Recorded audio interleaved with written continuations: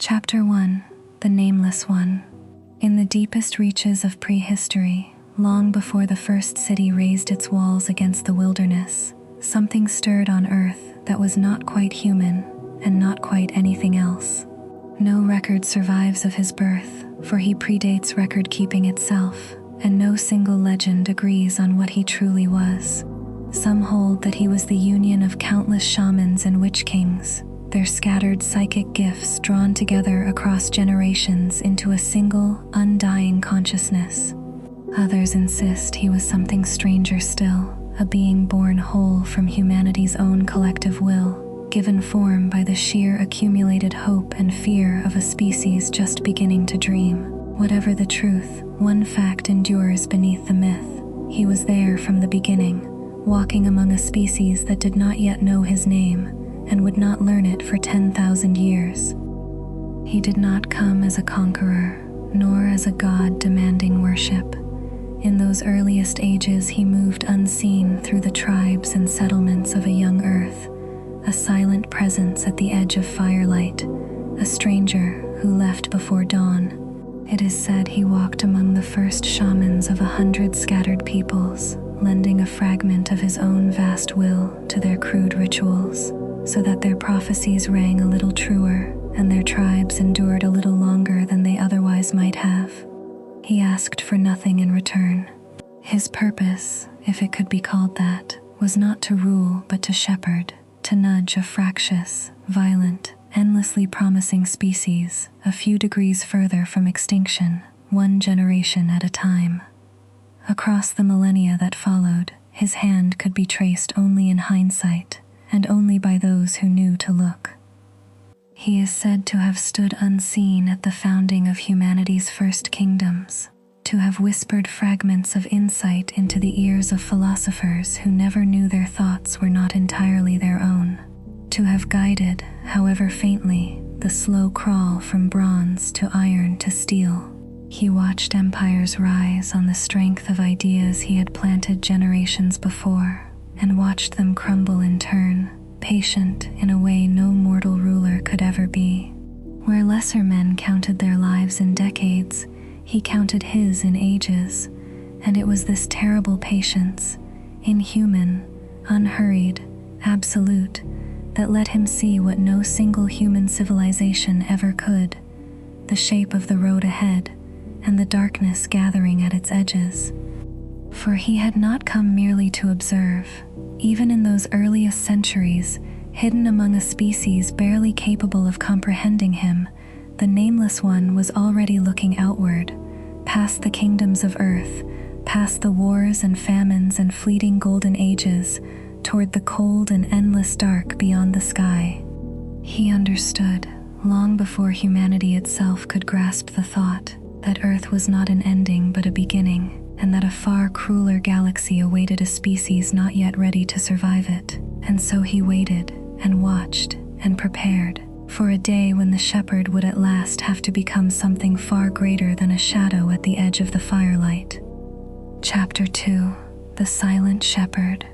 As centuries folded into millennia, the being who would one day be called the Emperor of Mankind continued his long vigil over a species that scarcely suspected he existed.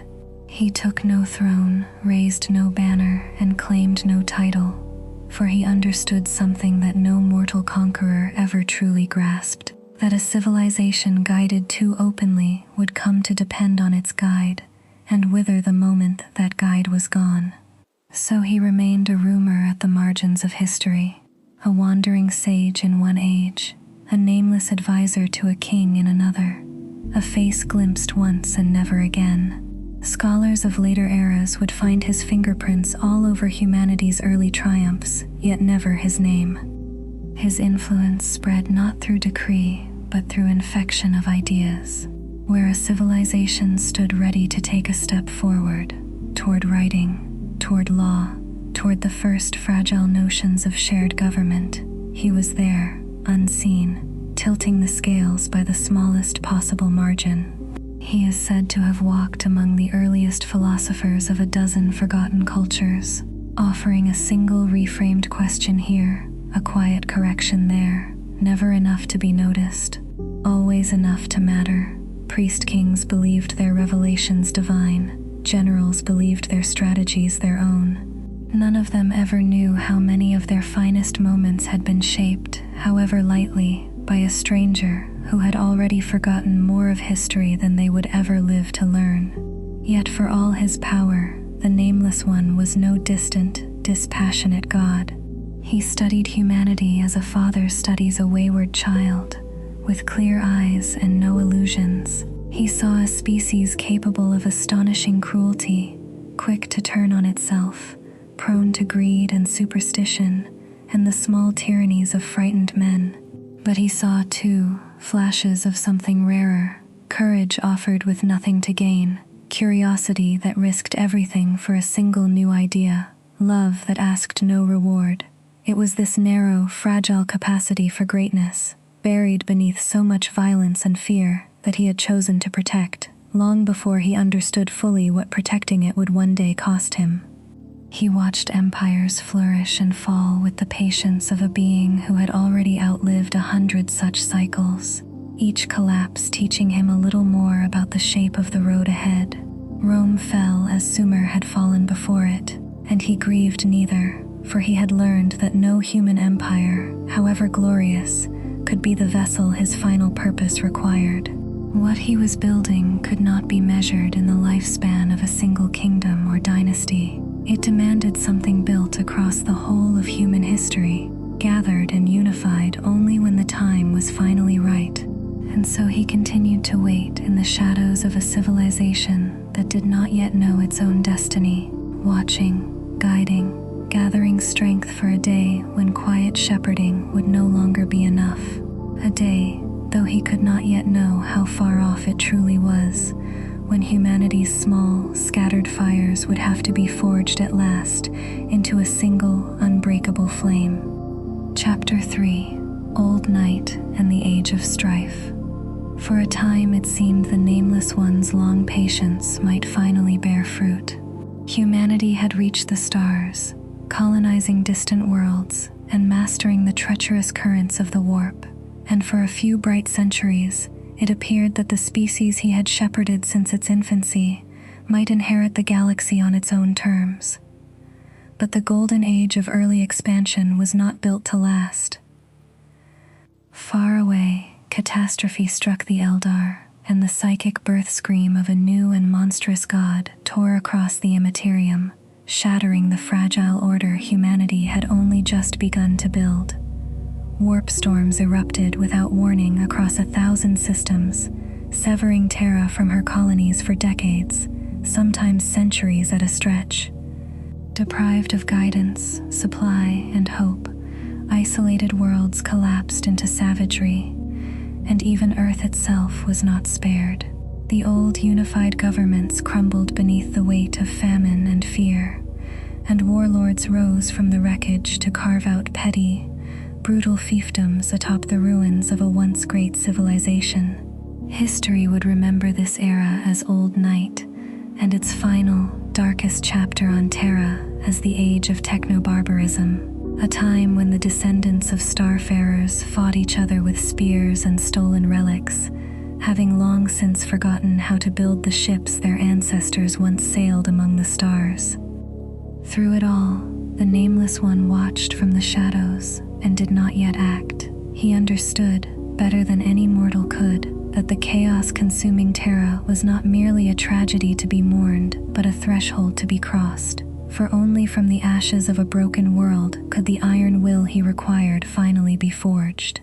On Mars, distant from Terra's ruin, small cults of tech priests kept the old knowledge alive in secret, worshipping a machine god they could not yet know was him. And on Terra, amid the endless petty wars of warlords and techno-barbarians, he waited for the precise moment when his long silence would finally have to end. Chapter 4: The Unification Wars. When at last the warp storms began to still, and the worst of Old Night's fury had spent itself, the Nameless One judged that his age of quiet shepherding was finished. He stepped, for the first time in all his long existence, into the full light of history, not as a philosopher or a hidden advisor, but as a conqueror. To wage the war he now intended, he required soldiers beyond anything Terra's warlords could muster, and so he turned to genetic science and psychic mastery alike to create the Thunder Warriors. Towering, ferocious prototypes of a design not yet perfected, men remade into weapons of terrible and unrelenting strength.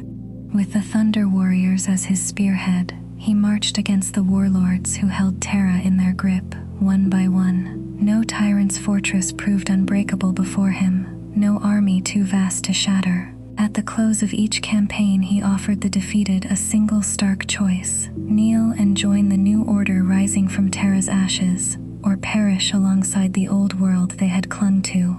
Few chose defiance twice. City by city, region by region, the fractured planet that had spent centuries devouring itself began, however unwillingly, to heal beneath a single unifying will. Even as his armies marched, the Nameless One turned his attention to Mars, understanding that Terra's strength alone would not be enough to build what he envisioned. There he found not enemies but potential allies, the tech priests of the cult Mechanicus, who had spent the long dark of old night preserving fragments of humanity's lost science, worshipping a distant machine god of their own imagining. Sensing in their devotion something he could shape to his purpose, he brokered a pact between the two worlds. Terra's raw martial power bound to Mars's guarded, half-forgotten technological genius. It was an alliance that would come to define the whole of what followed. The Unification Wars ground on for years, brutal and unrelenting, until at last the final warlord fell and Terra stood, for the first time in living memory, beneath a single banner. Whispers persisted afterward of the Thunder Warriors' fate, that their bodies had been built too fast and too fiercely to endure, and that once their purpose was served, they were quietly allowed to fade, lest the very weapon that had won the peace become the one thing capable of shattering it. Whatever became of them, their war had achieved its purpose.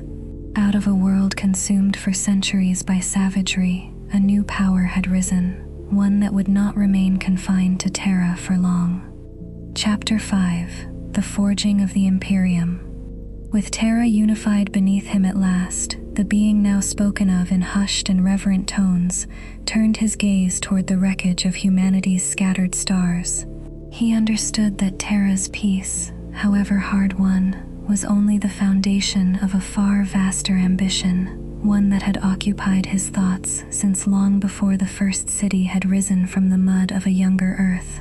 It was time, he judged, to proclaim openly what he had labored toward in silence for 10,000 years, a single, unbreakable state built to shield humanity from every horror the galaxy still had waiting for it. He named this ambition the Great Project, and from it rose the Imperium of Man, not merely a government, but a declaration that humanity's age of fragmentation was over. Monumental architecture began to climb across the surface of Terra, gleaming spires raised atop the bones of the old warlord cities, monuments to an order meant to endure for 10,000 years and more. New shipyards rose in orbit, new weapons rolled from Martian forge worlds, and for the first time since the fall of the ancient colonies, humanity possessed both the will and the means to reach for the stars once again. The pact with Mars, forged in the last years of the Unification Wars, proved the single most vital pillar of this new order.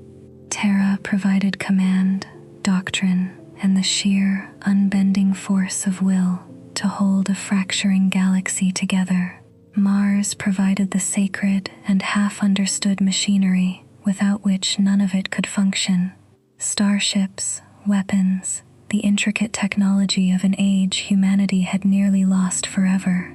Neither power could have built what came next alone, and both understood, however uneasily, that their futures were now permanently entwined. Yet even as the foundations of the Imperium rose, its architect understood that Terra's armies, however vast, would not be enough.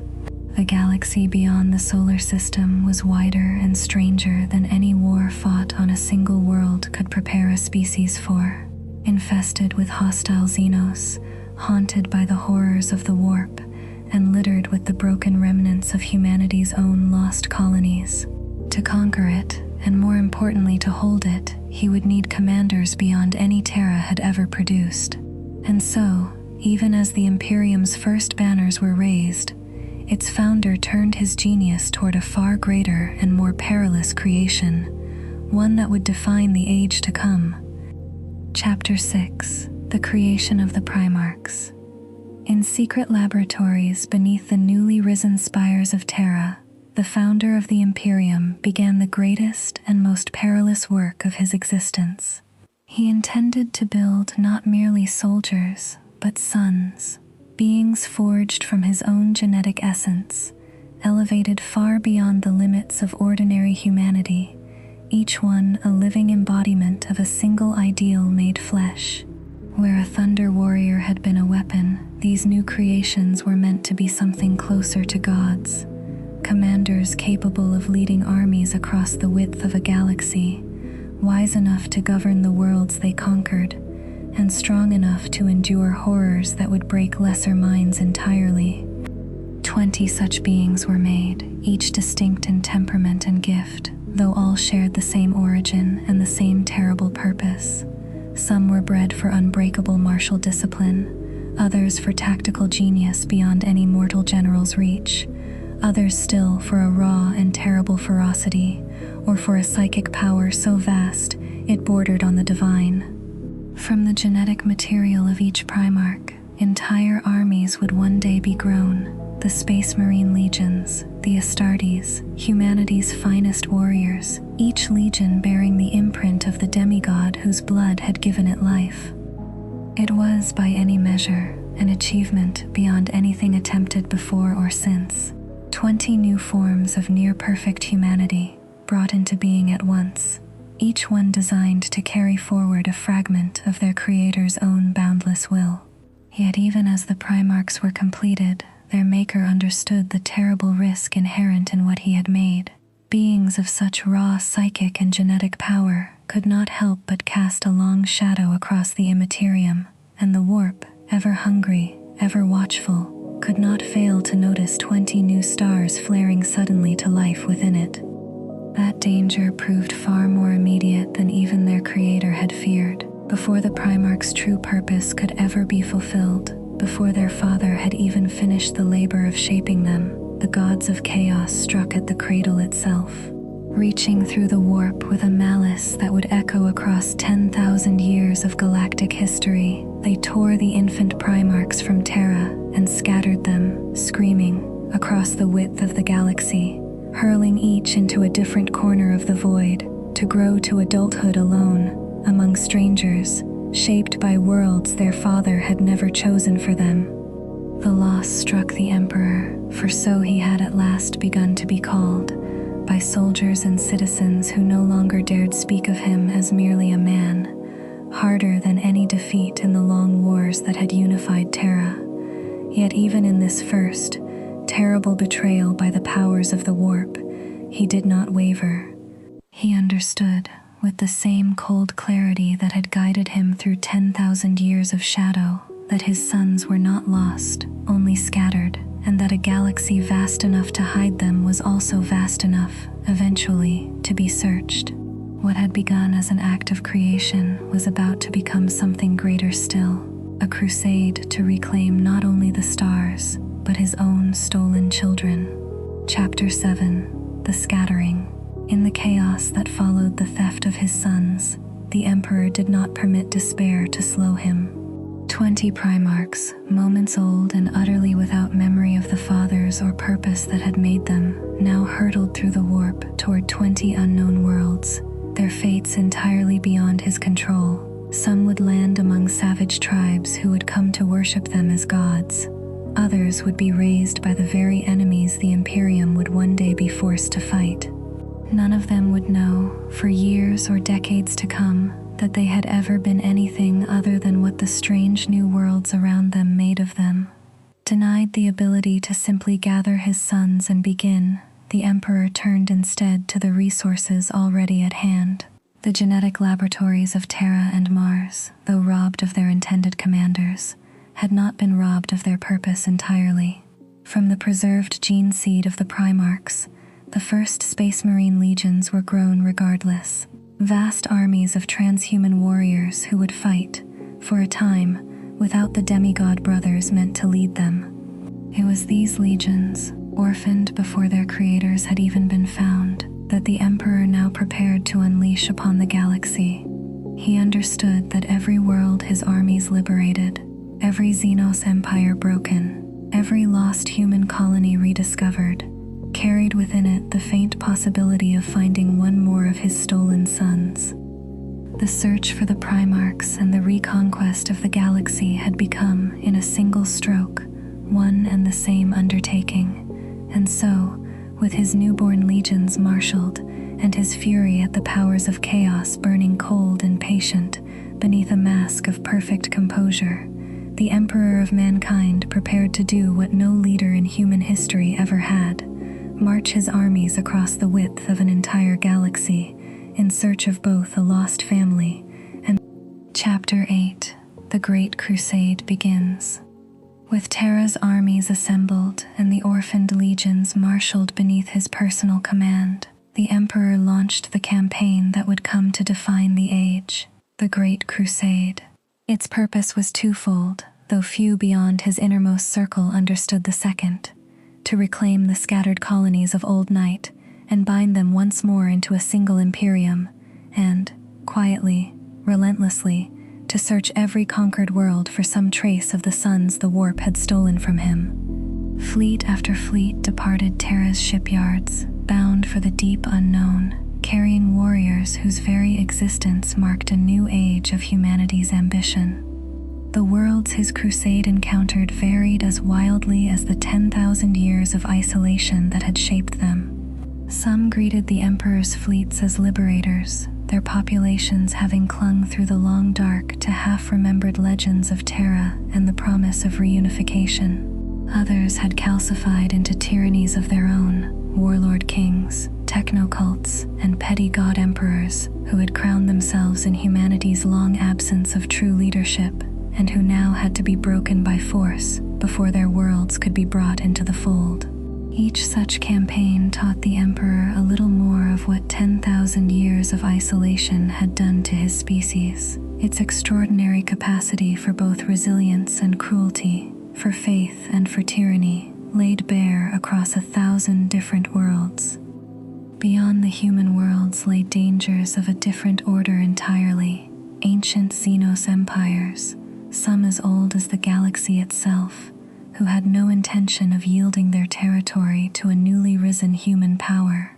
Every world reclaimed from such enemies came at a cost measured in legions bled white and commanders lost, yet each victory only deepened the Emperor's conviction that humanity, fractured no longer, could stand as equal to any power the galaxy had to offer. His fame spread ahead of his fleets like a rising tide, and worlds that had never seen an Imperial banner began to speak his name with something approaching worship, though he himself continued to reject any claim of divinity. Amid the endless campaigns, the search for his lost sons continued, quiet and relentless beneath the Crusade's louder victories. Reports trickled in of extraordinary warlords on distant worlds, a giant among savage tribesmen, a masterless swordsman leading a jungle empire, a solitary conqueror ruling from a mountain fortress none had ever breached. Each rumor sent Imperial envoys, and sometimes the Emperor himself, racing across the void in hope of confirmation. More often than not, hope was rewarded. Slowly, world by world, the sons scattered in infancy began to be found, grown now into beings as formidable as their father had always intended them to be. Each reunion reshaped the crusade in turn. A Primarch, once found, was granted immediate command of the legion grown from his own gene seed. Soldiers who, upon meeting their true commander for the first time, often recognized in him a kinship too profound to be mere coincidence. Under their son's direct leadership, the legions grew faster, fiercer, and more devoted than ever, and the pace of the crusade accelerated with every reunion. What had begun as a father's desperate search across the ruins of a broken galaxy was becoming, one rediscovered son at a time, the greatest military alliance humanity had ever assembled. Yet for all its triumphs, the Great Crusade was never without cost. Some worlds resisted to the last soul rather than yield their ancient ways, and entire campaigns were fought not against Xenos or chaos, but against humanity's own stubborn diversity, cultures that had drifted across 10,000 years of isolation into forms scarcely recognizable to one another. The Emperor held firm nonetheless to a single, unbending conviction, one that had guided him since the earliest days of the Unification Wars. Humanity divided against itself could never survive what waited beyond the light of any single star. Every world, in the end, was offered the same choice his warlord enemies on Terra once had: union or ruin. Few, by the Crusade's height, still dared to choose the latter. Chapter 9: Reunion with the Sons. As the years of the Great Crusade wore on, the Emperor's search bore fruit again and again, until nearly all of his scattered sons had at last been found and returned to his side. Each reunion carried its own particular strangeness, for every Primarch had been shaped by the world that raised him, as much as by the genetic legacy his father had given him. Some arrived already crowned as conquerors of entire star systems, having carved out empires of their own, long before an Imperial fleet ever found them. Others emerged from savage, forgotten worlds bearing scars, physical and otherwise, that would mark them for the whole of their long lives. Each Primarch, upon reunion, was granted command of the Legion grown from his own gene seed, and the transformation this brought about was often immediate and profound. Warriors who had fought for years without a true commander found themselves suddenly led by a being who seemed, in some indefinable way, already known to them, a resonance of shared origin that neither science nor scripture could fully explain. Under their sons' hands, the legions took on new character, new doctrine, new purpose, each one gradually becoming an extension of the Primarch who led it, as distinct from its sister legions as the sons themselves were from one another. The Emperor's fame, already considerable, grew now to something approaching legend. To command 20 demigod sons, each a master of war or wisdom in his own right, was an achievement no ruler in human history had ever come close to matching, and worlds across the width of the Imperium began to whisper of him not as a mortal leader but as something closer to a living god, a title he continued, with growing and increasingly futile insistence, to reject. He wished to be remembered as humanity's guide and protector, not its deity, but belief, once kindled among billions, proved far harder to extinguish than any army he had ever faced. Not every reunion, however, unfolded without complication. A handful of Primarchs, upon rediscovering their true origin, struggled visibly to reconcile the worlds that had raised them with the father who now claimed them as his own. Loyalties forged over years spent ruling as gods among mortals did not always transfer easily to a distant, near-mythical emperor they had only just met. These first, quiet fractures went largely unnoticed amid the Crusade's roaring momentum, small cracks in a foundation that otherwise seemed, to nearly every observer, unbreakable. Few, if any, could have guessed how catastrophically wide those cracks would one day grow. Chapter 10: The Golden Age and the Seeds of Doubt. By the Great Crusade's height, the Imperium of man had become something no student of history, human or otherwise, could have predicted only a few centuries before. World after world had been reclaimed, Xenos empires shattered or driven to the galaxy's fringes, and the fractured, savage remnants of old night forged into a single, coherent power stretching across a staggering portion of the galaxy. The Emperor stood at the center of it all, father, commander, and, in the eyes of billions, something approaching a living god, presiding over an age of technological wonder, martial triumph, and unprecedented unity. It was at this moment of triumph that the Emperor made a decision that would shape the entire remainder of Imperial history. Judging the Crusade's military affairs too vast and too grinding for his attention alone, and wishing to turn his own genius toward matters of governance, science, and the deeper mysteries of the warp he alone truly understood, he stepped back from direct command of the Imperium's armies. In his place, he elevated Horus Lupercal, the most brilliant, most beloved, and most trusted of all his sons, to the newly created rank of War Master, supreme commander of every legion in the field, second in authority only to the Emperor himself. No choice could have seemed more assured.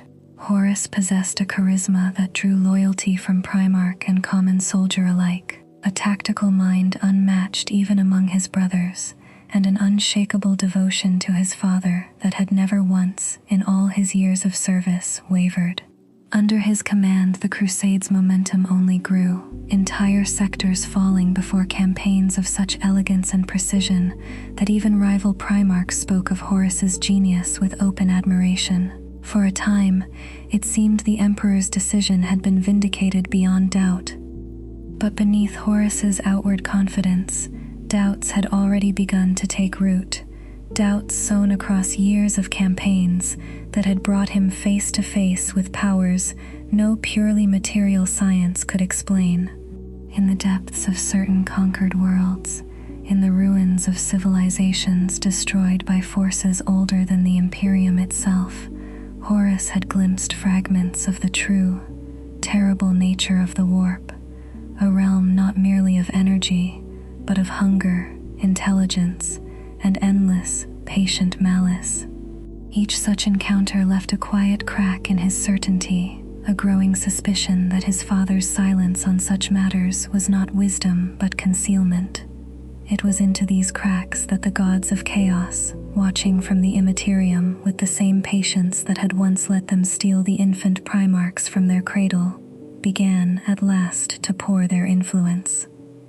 Promises of power beyond imagining, of truths the Emperor himself had always withheld, whispered into the mind of a son who had never once been given reason to doubt his father, until, slowly, terribly, he began to doubt him all the same. The golden age of the Great Crusade, unmatched in humanity's long history, was drawing toward a climax no one, not even its architect, could have foreseen. Chapter 11, The Horus Heresy. What began as a private crisis of faith in one Primarch's heart soon became the single greatest catastrophe in the history of the Imperium. Fed by the Chaos God's patient promises and his own mounting doubts about his father's true intentions, Horus Lupercal at last succumbed to a slow, deliberate seduction, turning his formidable genius and the loyalty of countless warriors toward rebellion. What followed was not a single battle or a single betrayal, but a civil war that would tear the galaxy apart. The Horus Heresy, a wound from which the Imperium would never fully recover. Horus did not rebel alone. Skilled beyond measure in the art of persuasion, and aided by the whispered promises of the warp, he drew several of his brother Primarchs into his cause, each seduced by a different flavor of the same terrible temptation. Angron, consumed by rage he had never learned to master, found in the god of war a purpose that finally matched his fury. Mortarion, embittered by years spent battling a warp he had come to despise, fell instead into the diseased embrace of a plague god who promised him mastery over the very death he feared. Magnus, whose psychic gifts rivaled his father's own, was betrayed into ruin by forces that twisted his desperate loyalty into catastrophe. Legion after legion, once brothers in arms, found themselves suddenly divided by a gulf no shared history could bridge. The war that followed consumed the galaxy in a manner nothing since the ancient war in heaven had matched. Fleets that had once conquered alien empires side by side now turned their guns on one another. Worlds liberated together during the Crusade's golden years became battlegrounds soaked in the blood of former comrades. Along the Imperium's undefended frontiers, orcs and other hostile powers surged forward unopposed, sensing the sudden absence of a unified front, while deep within Imperial space trader fleets massed for strikes aimed at the very heart of everything the Crusade had built. Every world touched by the war was forced into the same brutal choice: loyalty to the father or loyalty to the rebellious son. The loyalist Primarchs fought with everything they possessed to hold the line, but time and momentum both favored the traitors, whose surprise and unity of purpose had given them the war's opening advantage. Entire sectors fell in the campaign's opening years, and worlds that had only recently sworn themselves to the Imperium collapsed back into the very anarchy the Great Crusade had been fought to end. For the first time since Terra's unification, the entire future of a single human civilization hung, once again, in genuine doubt. At last, having shattered or bypassed every loyalist defense between the Eye of Terror and humanity's homeworld, the armada of the traitor legions descended upon Terra itself, their sights fixed on the Imperial Palace, the last, unbreakable symbol of the Emperor's authority. Every loyal soldier still capable of bearing arms rallied to its defense, and the skies above humanity's oldest world turned to fire as the siege of Terra began, a battle upon which the entire fate of the species now rested. At the height of that siege, Horus made a decision that revealed the full, terrible confidence of his betrayal. He lowered his flagship's defenses, offering his father a direct path to him, and with it, an invitation to end their war in single combat. The Emperor, understanding that his forces could not endure a war of attrition much longer, accepted. What followed became the single most consequential duel in the history of the Imperium. Father and son, once inseparable, now locked in a battle that shook the warp itself with the violence of their combined power. In the end, it was the Emperor who prevailed. Horus fell, his body and spirit torn apart in a confrontation few witnessed and fewer still could ever fully describe, and with his death, the immediate hope of the Chaos Gods for total victory collapsed alongside him. But the war had exacted a price from the Emperor that no triumph could undo, for in defeating his greatest son, he had suffered wounds from which even his vast and ancient power could not fully recover. Chapter 12. The Siege of Terra and the Golden Throne. Victory over Horus did not come cheaply, and in its immediate aftermath, the full cost of the Emperor's triumph became agonizingly clear. The wounds he had suffered in single combat, inflicted by a son who had once been the very embodiment of his father's trust, proved beyond even his own power to heal. As the traitor fleets broke and scattered into retreat, the Imperial Palace that had so nearly fallen now bore witness to a tragedy no victory parade could disguise. The Emperor of mankind, savior of a species he had shepherded across 10,000 years, lay dying. His attendants and closest confidants moved with desperate urgency, understanding that the Imperium could not survive the true death of the being who had built it from nothing.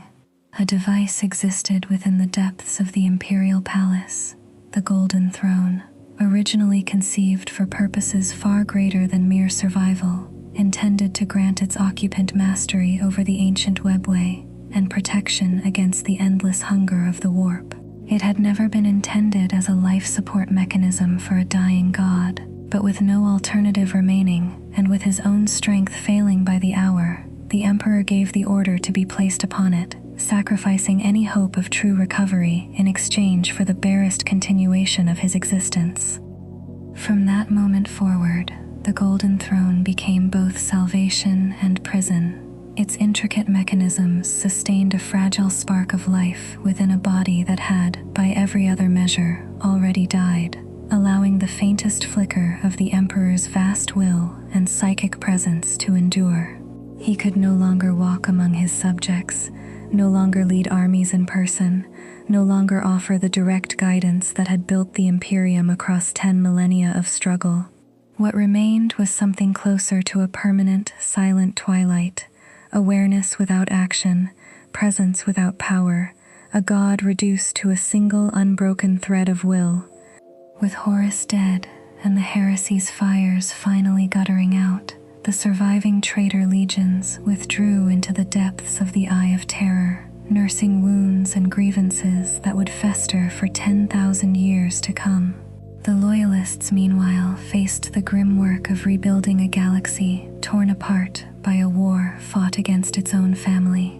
Fleets shattered by years of civil conflict had to be reconstructed. Worlds ravaged by traitor incursion had to be resettled. And an Imperium accustomed to a single guiding hand now had to learn, however imperfectly, to govern itself. Authority passed, in the absence of the Emperor's direct rule, to a newly formed council of administrators, the High Lords of Terra, tasked with the impossible burden of preserving the vast machinery of state their master could no longer personally direct. It was an arrangement never intended to be permanent, born of necessity rather than design, yet one that would endure, hardening over centuries into the vast and unyielding bureaucracy that would come to define the Imperium's later ages. The golden light of the Crusade, in which father and sons had marched together across an entire galaxy, had passed forever. And yet the Emperor's presence did not vanish entirely, even reduced to the faintest ember of his former self. His will continued to burn, a psychic beacon lit atop the Astronomicon, guiding Imperial vessels safely through the perils of the warp, a silent guarantee to a grieving species that their protector, though broken, endured still. It was a presence that would come, in time, to mean something far greater than mere navigation, proof, however faint, that the being who had shepherded humanity since its earliest days had not entirely left it to face the darkness alone. Chapter 13. The God Emperor's Legacy. In the long, uneasy peace that followed the Heresy's end, humanity was forced to reckon with a truth it had never fully confronted, while its emperor still walked freely among them: that the being who had built the Imperium from the ashes of old night was no longer merely a leader, but something the surviving faithful increasingly insisted on calling a god. He had spent his entire existence rejecting such claims, believing wholeheartedly that humanity's strength lay in reason and unity rather than blind worship. But a species left without its guiding father and desperate for meaning amid the trauma of civil war proved unwilling to accept his rejection any longer. From the grief and fear of the post-heresy Imperium, a new and unstoppable religious movement took root, the Imperial cult, which proclaimed the silent figure upon the golden throne not merely humanity's savior, but its living God Emperor. Great cathedrals rose across 1,000 worlds in his honor, their spires reaching toward the stars he could no longer walk among, and the rites and prayers established in this era would echo, essentially unchanged, for 10,000 years to come. On Mars, the tech priests of the Mechanicus folded him seamlessly into their own ancient theology, declaring him an aspect of the Omnissiah they had venerated since the darkest years of Old Night. The Emperor himself, sustained by the Golden Throne in a state neither fully alive nor truly dead, could offer no formal word on the matter, and it was precisely this enforced silence that allowed the cult built in his name to grow beyond anything he might once have permitted. What had begun as a father's quiet, patient shepherding of a struggling species had become, by unintended necessity, something closer to a state religion, faith as the glue holding a fracturing galaxy together, devotion as the discipline that kept trillions of citizens, soldiers, and priests marching in a single unified direction, 10,000 years after his own long journey among them had first begun. And so the being once known only as a nameless shadow at the edge of humanity's earliest firelight came, in the end, to preside over an empire spanning 1,000,000 worlds, not as the silent guide he had always intended to remain, but as an undying god whose faintest flicker of consciousness still guided every ship that dared the perilous currents of the warp. His legacy was neither the peace he had once hoped to build, nor the divinity he had always refused, but something far stranger, an Imperium built in his image, sustained by faith in a father who could no longer speak, standing eternal vigil over a species he had shepherded from the first spark of fire to the furthest reaches of a hostile and unforgiving galaxy.